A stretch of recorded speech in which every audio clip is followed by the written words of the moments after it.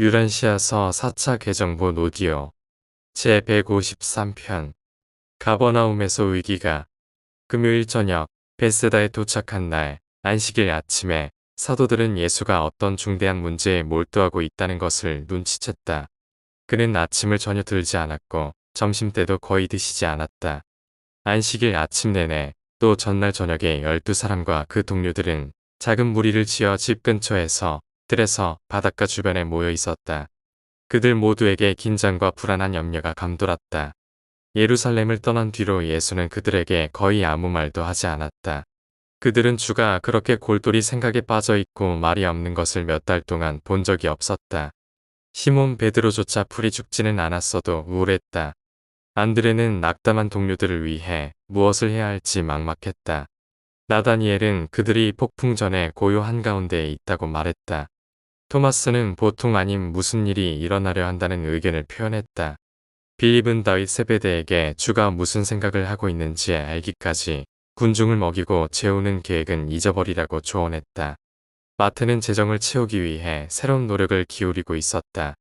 야고보와 요한은 회당에서 곧 있을 설교에 대해 나누며 그 설교의 본질과 범위에 대해 많은 추측을 했다. 열심당원 시몬은 하늘에 계신 아버지가 아들이 옳음을 입증하고 지지하려고 예기치 않은 방식으로 개입하실 수도 있다는 믿음을 표현했고, 반면 가룟 유다는 예수가 5,000명이 그를 유대인의 왕으로 선포하도록 허락할 용기와 대담함이 없었던 것에 대해 후회하고 있지 않을까라는 생각을 감히 품었다. 날씨가 아름다운 이 안식일 오후에 우울하고 위로받지 못한 그런 추종자들의 무리 사이에서 예수는 가버나움 회당에서 획기적인 설교를 하려고 나섰다. 직계 추종자들 가운데서 영문을 모르는 알페오 쌍둥이 중 하나가 유일하게 즐거운 인사, 행운을 비는 말을 하였다. 그는 예수가 회당으로 가려고 집을 떠날 때 명랑하게 인사를 드리며 말했다. 아버지가 당신을 돕고 전에보다 더욱 큰 군중이 오기를 우리가 기도합니다. 1. 무대의 배경. 더할 나위 없이의 아름다운 이 안식일 오후 3시에 새로운 가버나움 회당에서 저명한 신도들이 예수를 맞이했다. 야이루스가 사회를 보았고 예수에게 성서를 읽으라고 건네주었다. 그 전날에 바리새인과 사두개인 53명이 예루살렘으로부터 도착하였다. 이웃 여러 회당에서 30명이 넘는 지도자와 회당장들이 또한 자리에 있었다. 이 유대인 종교 지도자들은 예루살렘의 사내들인으로부터 직접 지시를 받고서 행동했고, 예수와 제자들을 적대하여 공개투쟁을 개시하려고 온 정통파의 선봉이었다. 이 유대인 지도자들 옆에 회당의 귀빈 자리에는 헤롯 안티파스의 공식 감시인들이 앉아 있었다. 안티파스는 그의 형제 빌립의 영토 너머에서 대중이 예수를 유대인의 왕으로 선포하려는 시도가 있었다는 불안한 보고에 관하여 진상을 확인하라고 지시한 바 있다. 예수는 불어나는 적들이 공언하던 공개투쟁이 바로 선포되는 것을 눈앞에 두고 있음을 깨달았고 대담하게 공격 자세를 취하기로 하였다. 5,000명을 먹였을 때 그는 물질적 메시아에 대한 생각에 도전했다. 이제 그는 다시 이들의 유대인 구원자 개념에 대해 공개적으로 도전하기로 선택했다. 이 위기는 5,000명을 먹인 것으로 시작하여 이 안식일 오후 설교로 끝났는데 대중의 명성과 찬사의 흐름이 바뀌는 전환점을 나타냈다. 이제부터 하늘나라의 일은 인류의 참된 종교적 형제사랑을 위하여 지속되는 영적 전향자를 얻는 더 중요한 일에 점점 관심을 더 두게 되었다. 이 설교는 토론, 논쟁, 결단의 시기를 지나 공개적인 투쟁과 최종적 수용 또는 최종적인 거부의 시기로 전환하는 위기를 나타낸다. 주는 많은 추종자가 천천히 그러나 확실히 마침내 그를 버리려고 마음의 준비를 하는 것을 잘 알았다. 마찬가지로 많은 제자가 서서히 그러나 확실히 어떤 마음의 훈련과 혼의 단련을 거치고 있으며 이것은 그들이 의심을 이기고 하늘나라 복음을 믿는 완전히 성장한 믿음을 용감하게 주장할 수 있게 만들 것을 알았다. 선과 악이 되풀이되는 여러 상황 사이에 반복하여 선택하는 느린 과정을 통해서 위기의 결정을 내리고 용감히 선택한 것을 갑자기 실천하려고 사람들이 어떻게 준비하는지 예수는 충분히 알았다. 선택된 전령들에게 거듭하여 실망을 연습시켰고 영적 시련에 부닥치는 올바른 길과 잘못된 길 사이에 선택하는 빈번한 시험 기회를 마련하였다. 그는 추종자들이 마지막 시험을 만났을 때 이전의 습관적 사고방식과 정신적 반응에 따라 중요한 결정을 내릴 것임을 믿고 있었다.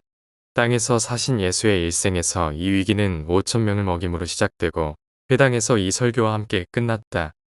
회당에서 이 설교로 인해 사도들의 생애에서 위기는 온전히 한 해 동안 계속되었고 주가 재판받고 십자가에 못 박힘으로 겨우 끝났다.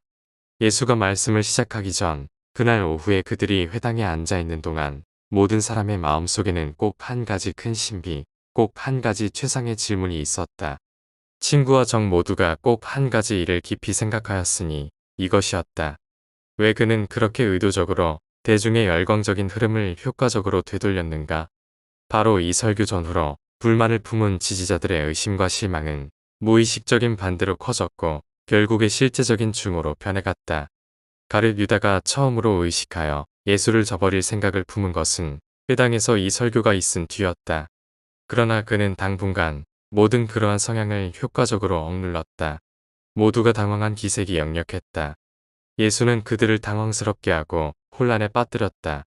그는 요즘 전생의 특징을 가리키는 초자연 능력을 최대한으로 나타내는 일에 분주하였다.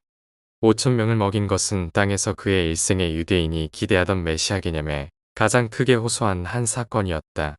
그러나 즉시 아무런 설명도 없이 그가 신속하고 뚜렷하게 왕이 되기를 거절하므로 이 특별한 이점이 사라졌다. 금요일 저녁과 다시 안식일 아침에 예루살렘 지도자들은 예수가 회당에서 말씀하지 못하도록 야이루스를 오래 진지하게 설득했지만 아무 소용이 없었다. 이 모든 간청에 대한 야이루스의 유일한 대답은 나는 이 요청을 허락했고 내 말을 어기지 않을 것이다였다. 이 획기적인 설교. 예수는 이 설교를 시작하면서 신명기에 나오는 율법을 읽었다. 그러나 이 민족이 하나님의 음성을 듣지 않으면 그들의 죄의 저주가 반드시 그들을 따라올 것이다. 주께서 너희를 원수들에게 고통당하게 하실 것이다. 너희는 세상의 모든 나라로 흩어질 것이다. 주께서 너희와 너희 위에 세운 왕을 이방 나라의 손에 넘길 것이다. 너희는 모든 나라 가운데 놀라움, 속담, 비방거리가 될 것이다. 너희의 아들딸은 포로로 잡혀가며 너희 가운데 있는 이방인들은 권세를 얻고 너희는 매우 낮아질 것이다. 너희가 주의 말씀을 듣지 않았기 때문에 이 모든 일이 너희와 너희의 자손에게 영원히 일어날 것이다. 그러므로 너희를 대적하여 올 적들을 너희가 섬길 것이다. 너희는 굶주리고 목마르며 이 이방의 새 멍에를 매게 될 것이다. 주는 멀리서 땅 끝으로부터 너희를 반대하는 한 민족을 데려오리니 너희는 그 나라의 말을 알지 못하며 저들은 얼굴이 사나운 민족이며 너희를 하찮게 여길 민족이다. 그들이 너희의 모든 성을 포위할 것이며 너희가 의지했던 높은 성벽이 무너질 때까지 그들이 너희 땅을 다 차지할 것이다. 너희가 포위된 이 시기에 자기 자녀의 살을 먹게 될 것이다. 너희가 적의 압박으로 인한 궁핍 속에서 그리 될 것이다. 예수가 이렇게 읽기를 마쳤을 때 예언서로 넘어가서 예레미야로부터 읽었다. 내 종, 내가 너희에게 보낸 선지자들의 말에 귀를 기울이지 않는다면 나는 이 집을 실로처럼 만들겠고 이 도시를 땅에 온 민족에게 저주가 되게 만들 것이다. 사제와 선생들이 예레미야가 주의 집에서 이렇게 말씀하심을 들었다. 그리고 이런 일이 생겼다. 주가 모든 사람에게 이르라 명령하신 모두를 예레미야가 말하기를 그쳤을 때 사제와 선생들이 그를 붙잡고 내가 반드시 죽을 것이다 하였다. 모든 사람이 주의 집에서 예레미야를 둘러쌌다. 유다의 제후들이 이 말을 들었을 때 저들은 예레미야를 재판하였다. 그런 다음 사제와 선생들이 제후들과 모든 사람에게 말하되 이 사람은 죽어 마땅하니 우리 도시를 못되게 예언하였고 그가 말한 것이 바로 너희의 귀로 들었다. 다음에 예레미야가 모든 제후와 모든 사람에게 말했다. 주께서 나를 보내셔서 이 집과 이 성읍에 대하여 내가 들은 모든 말씀을 예언하게 하셨다. 그러므로 이제 너희의 태도를 바꾸고 너희의 행실을 개혁하며 주 너희 하나님의 목소리에 복종하라. 그러면 너희가 너희에게 불리하게 선포된 악에서 벗어날 수 있을 것이다. 나로 말하면 보라 내가 너희의 손안에 있다. 너희의 눈에 좋게 옳게 보이는 대로 나를 처분하여라. 그러나 분명히 알라 너희가 나를 죽이면 너희 자신들과 이 백성 위에 무지한 피를 흘리게 될 것이다. 진실로 주께서 나를 보내어 너희에게 이 모든 말을 전하게 하셨기 때문이다. 그 시절에 사제와 선생들이 예레미야를 죽이려고 애썼으나 재판관들이 찬성하려 하지 않았다. 그래도 그가 경고한 말씀 때문에 더러운 지하 감옥에서 예레미야의 겨드랑이가 진창에 빠질 때까지 밧줄로 저들이 그를 내려보냈다. 예레미야 선지자가 다가오는 정치적 몰락을 동포에게 경고하라는 주의 명령에 복종했을 때 이 사람들이 그에게 이렇게 하였다.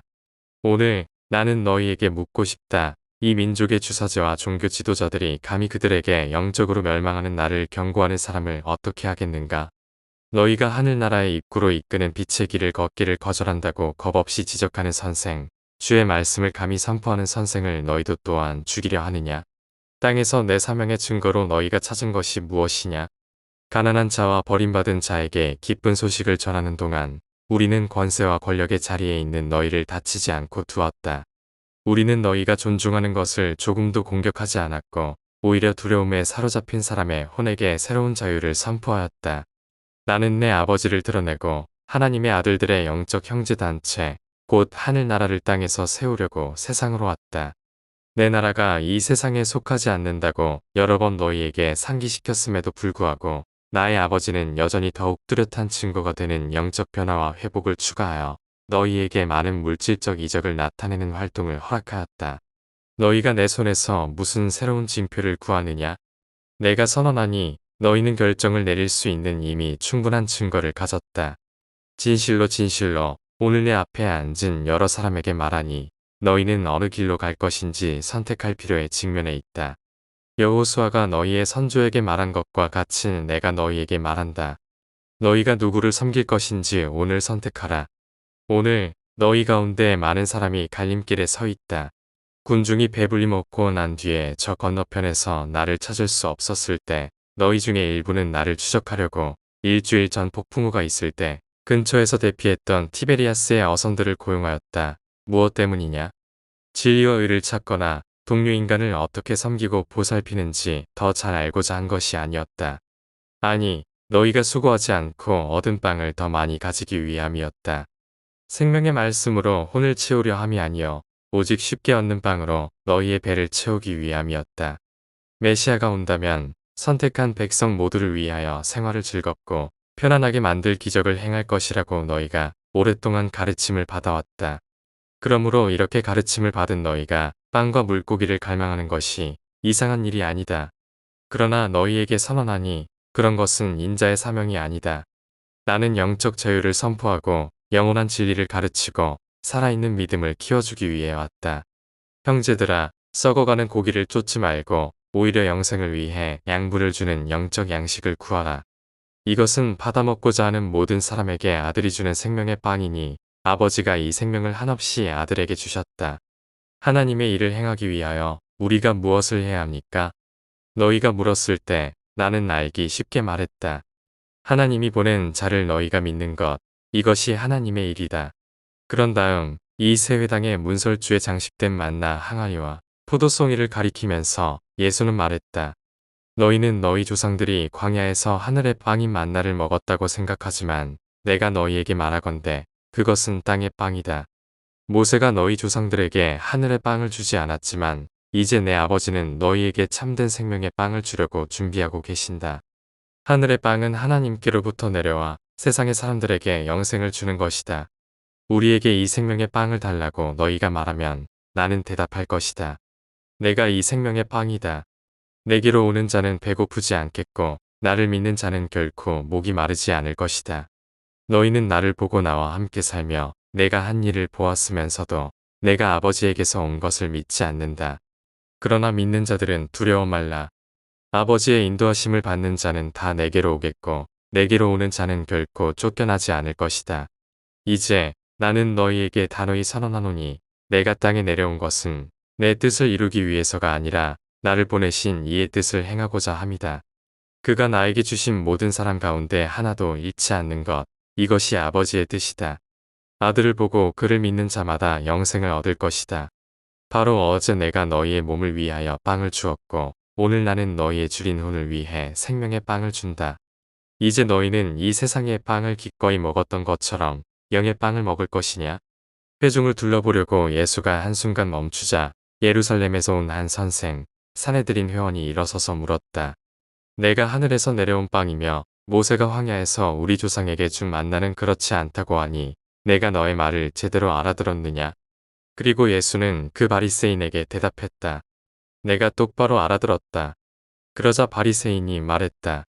그러나 너는 나사렛 예수, 목수 요셉의 아들이 아니냐? 너의 남동생과 누이들뿐 아니라 너의 아버지와 어머니도 우리 중 여럿에게 잘 알려져 있지 않느냐? 그런데 왜 너는 여기 하나님의 집에 나타나서 내가 하늘에서 내려왔다고 선언하는 것이냐?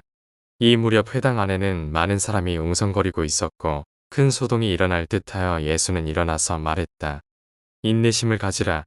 진리는 결코 정직한 시험에서 시달리지 않는다. 나는 내가 말한 것 그 이상의 존재이다. 아버지와 나는 하나이다. 아들은 오직 아버지가 가르치는 것만을 행하며 아버지가 아들에게 주시는 모든 사람을 아버지께서 받으실 것이다. 너희는 예언서에 기록된 너희는 모두 하나님의 가르침을 받을 것이다와 아버지께서 가르치시는 자들도 그 아들의 소리를 들을 것이다를 읽었다. 기때는 아버지 영의 가르침에 굴복하는 자마다 궁극에 나에게 올 것이다. 누구라도 아버지를 보았기 때문이 아니라 아버지의 영이 그 사람 안에 살기 때문이다. 하늘에서 내려온 아들은 분명히 아버지를 보았다. 이 아들을 참으로 믿는 자는 이미 영생을 얻었다. 나는 이 생명의 빵이다. 너희의 조상은 광야에서 만나를 먹었지만 결국 죽었다. 그러나 하늘로부터 내려오는 이 빵을 먹으면 그는 영 가운데서 결코 죽지 않을 것이다. 내가 반복하노니 나는 이 생명의 빵이며 하나님과 인간의 이 통합된 본성을 깨닫는 자마다 영원히 살 것이다. 내가 모든 이에게 주는 이 생명의 빵은 바로 나의 살아있는 통합된 본성이다. 아버지께서 아들 안에 계시고 아들이 아버지와 하나인 그것이 바로 내가 세상에 주는 생명을 주는 계시이며 모든 민족을 위한 구원의 선물이다. 예수가 말씀을 마치자 회당 지도자가 회중을 해산했지만 그들은 떠나려 하지 않았다. 예수 둘레에 밀어닥쳐 더 물으려 하였고 한편 다른 사람들은 중얼거리고 자기들끼리 말다툼을 하였다. 이 상태가 3시간이 넘어 계속되었다. 청중이 마침내 흩어지기까지는 7시가 훨씬 넘었다. 3. 예배 후의 모임. 이 예배 후의 모임에서 예수에게 많은 질문이 쏟아졌다. 일부는 당혹스러워하는 그의 제자들이 물은 것이었지만 그를 난처하게 하고 함정에 빠뜨리려는 불신자들에게서 더 많은 질문을 받았다. 방문한 한 바리새인이 등불받침에 올라서며 소리쳐 물었다. 너는 자신이 생명의 빵이라고 말했다. 어떻게 우리가 너의 살을 먹고 너의 피를 마실 수 있느냐? 만약 그것을 실행할 수 없다면 너의 가르침은 무슨 소용이 있느냐? 그러자 예수는 대답했다. 나는 내 살이 생명의 빵이고 내 피가 생명의 물이라고 너희에게 가르치지 않았다. 그러나 내 육신 안에 있는 나의 생명이 하늘의 빵을 주는 것이라 말했다. 하나님의 말씀을 육체로 내려준 사실, 그리고 하나님의 뜻에 복종하는 인자의 현상은 신성한 양식의 실체를 체험하는 것과 같다. 너희는 내 살을 먹거나 내 피를 마실 수 없지만 내가 아버지와 영적으로 하나인 것 같이 너희는 영적으로 나와 하나가 될 수 있다. 너희는 하나님의 영원한 말씀으로 영양분을 받을 수 있으니 그 말씀은 정말로 생명의 빵이며 이 빵을 하나님은 필사 육체의 모습으로 내려주셨다. 너희의 혼은 신성한 영에게서 물을 받을 수 있고 그 영은 참으로 생명의 물이다. 아버지께서는 나를 세상으로 보내셔서 어떻게 아버지가 모든 사람을 인도하고 지도하기를 원하시는지 보여주셨다. 모든 사람이 마찬가지로 기때는 하늘 아버지를 알고 그의 뜻을 알기 위해 찾는 사람들을 격려하기 위해 나는 육체를 입고 이 생명을 살고 있다. 그때 예수와 사도들을 지켜보고 있던 예루살렘 첩자들 가운데 하나가 말했다. 우리가 보아하니 너희가 빵을 먹기 전에 적절히 손을 씻지 않는다. 더러워지고 씻지 않은 손으로 먹는 그런 관습은 장로들의 율법을 어기는 것인 줄 잘 알 것이다. 또한 당신들은 마시는 잔과 먹는 그릇도 제대로 씻지 않고 있다. 왜 조상의 전통과 장로들의 율법을 그렇게 무시하느냐? 예수가 그의 말을 듣자 대답했다. 너희는 왜 전통의 율법으로 하나님의 계명을 어기느냐? 율법은 내 아버지와 어머니를 공경하라. 그리고 필요하면 너희의 물질을 부모와 나누라고 지시한다. 그러나 너희는 전통의 율법을 앞세워 불효한 자녀들이 부모에게 도움을 줄 수도 있는 돈을 하나님에게 바침으로 도움이 될 것이라 한다. 따라서 어른들의 법은 비록 아이들이 나중에 그들의 위안을 위해 그 모든 돈을 사용하더라도 그러한 교활한 아이들의 책임을 덜어준다. 왜 너희는 이 방법으로 자신의 전통으로 계명을 무효로 만드느냐? 이사야가 너희 위선자들에 대하여 잘도 예언하여 말했다. 이 민족이 입술로는 나를 존경하여도 마음은 내게서 멀리 떨어져 있다. 헛되이 저들이 나를 숭배하고 사람들의 교훈을 저희의 교리로 가르치는도다. 너희가 어떻게 사람들의 전통을 고수하면서 하나님의 명령을 버리는지 볼 수 있다. 자신의 전통을 유지하면서 너희는 하나님의 말씀을 아주 즐거이 물리친다. 많은 다른 방법으로 너희는 감히 자신들의 가르침을 율법과 선지자 위에 올려놓는다. 그런 다음 예수는 모든 사람에게 말했다. 모두 들으라. 사람을 영적으로 더럽히는 것은 입으로 들어가는 것이 아니라 입에서 나오는 것과 마음에서 나오는 것이다. 그러나 사도들조차도 그 말씀의 뜻을 충분히 깨닫지 못했으니 시몬 베드로도 또한 물었기 때문이다. 혹시 당신의 말씀을 듣는 사람들이 불필요하게 충격을 받을 수 있으니 이 말씀이 무슨 뜻인지 우리에게 설명해 주시겠습니까? 그러자 예수는 베드로에게 말했다. 너도 또한 이해하기 어려운 것이냐? 하늘에 계신 내 아버지가 심지 않은 초목은 뿌리채 뽑히리란 것을 내가 모르느냐? 이제 진리를 알고자 하는 자들에게 주의를 기울여라. 너희는 사람들에게 진리를 사랑하도록 강요할 수 없다. 이 선생들 가운데 다수가 눈먼 안내자이다. 소경이 소경을 이끌면 모두가 구덩이에 빠질 것을 너희가 안다. 그러나 내가 지금 말하는 것들, 사람을 도덕적으로 더럽히고 영적으로 더럽히는 것이 무엇인지에 대한 진리를 들으라. 내가 선언하노니 사람을 더럽히는 것은 입으로 몸에 들어가거나 눈과 귀를 통해 마음에 들어오는 것이 아니다. 사람은 그 마음에서 나오는 악한 것들에 의해 더럽혀진다. 그 악은 불경한 사람들의 말과 행동에서 나타난다. 너희는 알지 않느냐? 악한 생각, 살인과 도둑질, 간음의 악한 계획, 질투, 자만, 분노, 복수, 비방, 거짓 증거 등이 모두 마음에서 나오는 것임을, 바로 이런 것들이 사람을 더럽히는 것이지 그들이 의식적으로 부정한 손으로 빵을 먹는 것이 아니다. 예루살렘 사내들인의 바리새파 위원들은 예수를 신성 모독 또는 유대인의 신성한 법을 모욕한 혐의로 체포해야 한다고 거의 확신했다. 그러므로 장로들의 전통, 즉 소위 민족의 구전 율법을 토론하고 가능하면 공격하도록 그를 말려들게 하려고 노력하였다. 물이 아무리 귀하더라도 전통의 노예가 된 이 유대인들은 식사할 때마다 먹기 전에 예식에서 요구하는 손 씻기를 결코 거르려 하지 않았다. 장로들의 계명을 어기는 것보다 죽는 것이 더 좋다. 는 것이 그들의 개념이었다. 첩자들이 이렇게 물은 것은 예수가 구원은 깨끗한 손이 아니라 깨끗한 마음의 문제이다라고 말했다는 보고가 있었기 때문이다. 그러나 일단 그런 관념이 인간 종교의 일부가 되었을 때 벗어나기 어렵다.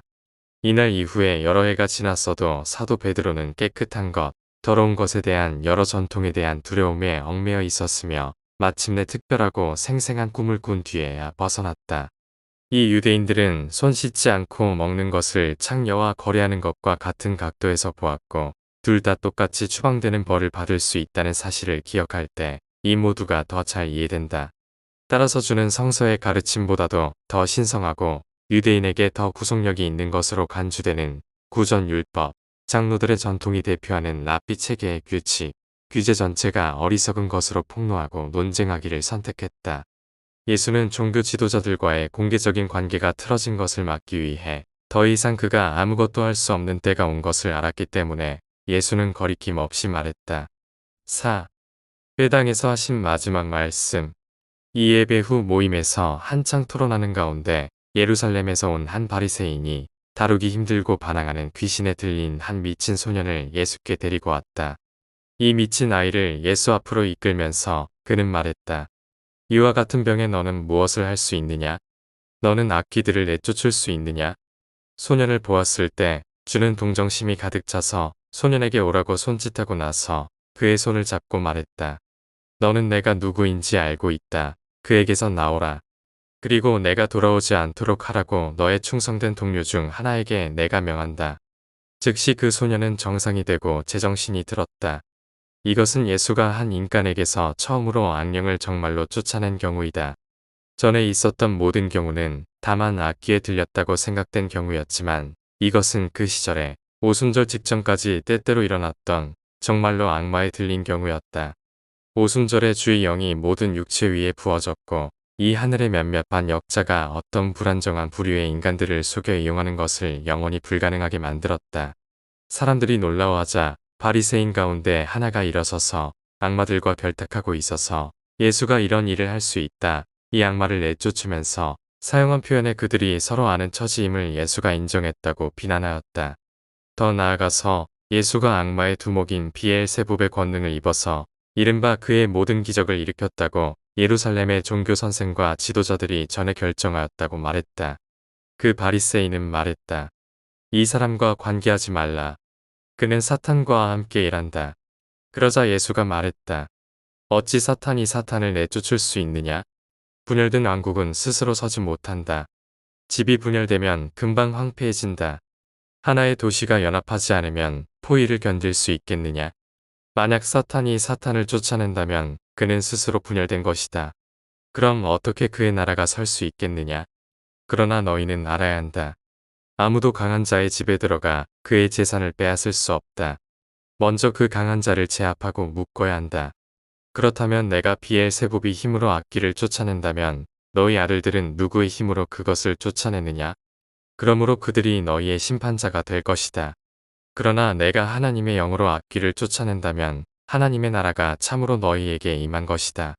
너희가 만약 편견에 눈이 멀지 않고 두려움과 자만에 이끌리지 않았다면 악마들보다 더 큰 분이 너희 가운데 서 있음을 쉽게 깨달을 것이다. 너희는 내가 나와 함께하지 않는 자는 나를 대적하는 자이며 나와 함께 모으지 않는 자는 흩어버리는 자라고 하게 만든다. 내가 하나님의 일을 하는 것을 악마의 일이라고 하려는 자들에게 엄중히 경고하노니 너희가 하나님의 일을 악마의 일로 고의적으로 비방한다면 결코 용서받지 못할 것이다.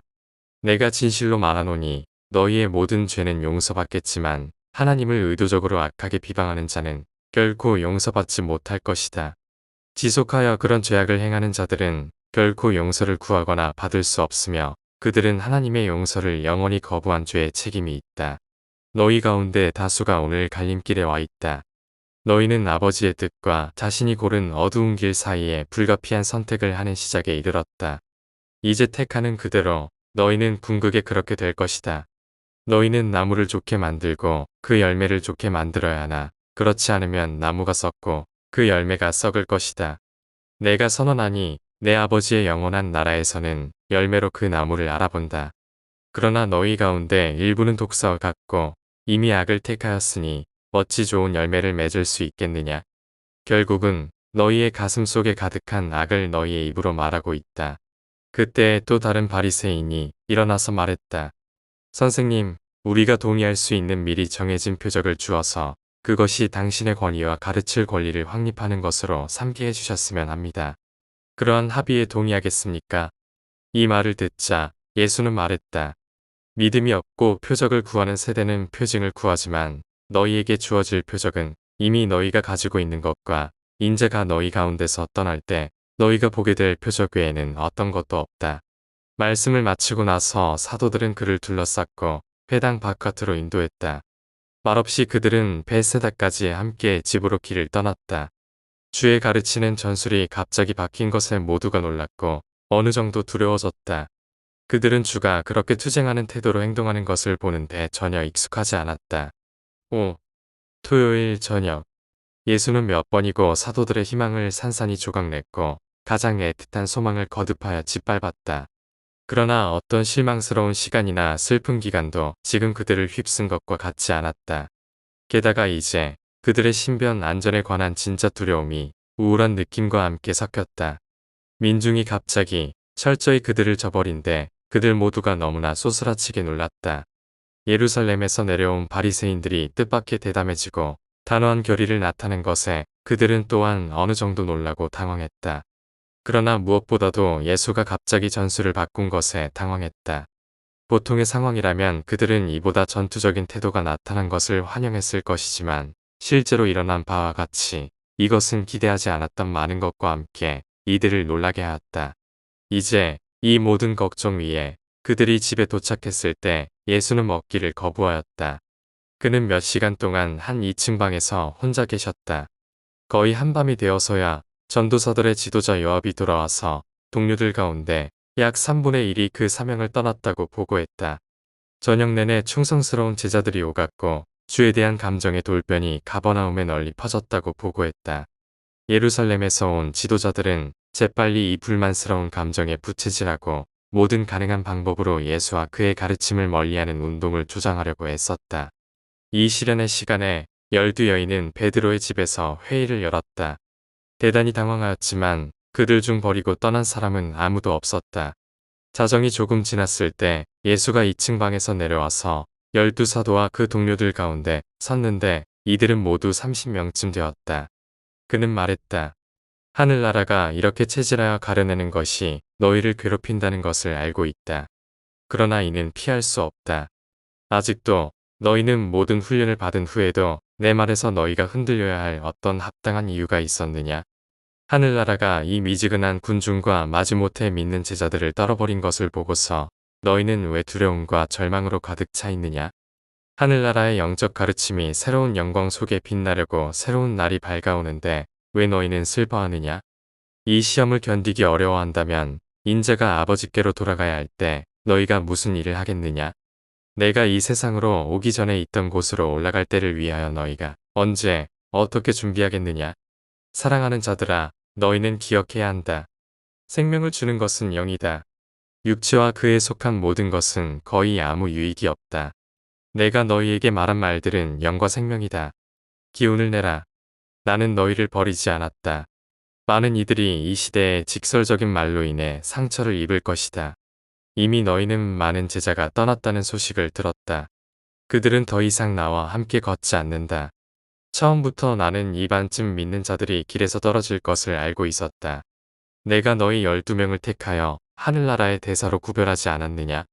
그런데 이제 이런 때에 너희도 나를 버릴 것이냐? 각자 자신의 믿음을 살펴보아라. 그 중 한 사람은 큰 위험에 처해 있다. 예, 주님, 우리는 슬프고 혼란스러우나 결코 주님을 떠나지 않겠습니다. 주님께서 우리에게 영생의 말씀을 가르쳐 주셨습니다. 우리는 주님을 믿고 지금까지 주님을 따라왔습니다. 우리는 돌아서지 않을 것입니다. 주님께서 하나님께서 보내신 분이시라는 것을 알고 있습니다. 베드로가 말을 마치자 그들은 모두 일치하여 그의 충성 서약에 동의하는 고개를 끄덕였다. 그런 다음 예수가 말했다. 너희는 가서 쉬어라. 바쁜 때가 우리에게 왔다. 활동할 날이 바로 앞에 있다.